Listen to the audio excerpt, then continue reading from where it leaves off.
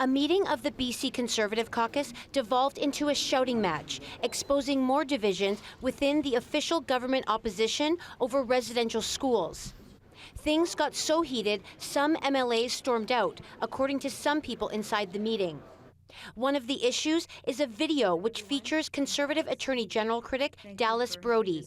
Brody appeared on a podcast which was posted on YouTube earlier this week. In it, Brody slammed her Conservative colleague, Alia Warbus, saying she's aligned with the NDP.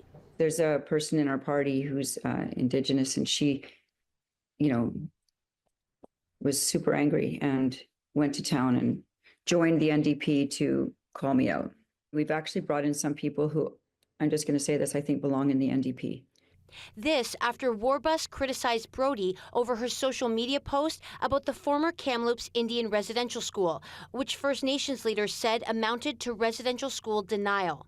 Warbus, a member of the Stolo First Nation, says Brody is causing a distraction for the party in the midst of a trade war and record budget deficit. And that's what she wants to go marching out to stand for? Is abhorrent to me and is causing division. And we need to address the division within the caucus and get on the same page as a team. And if we cannot do that, then I do not know why I came here.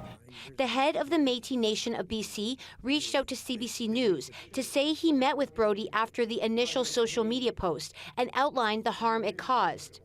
Walter Minot, whose grandparents attended residential school, says Brody apologized.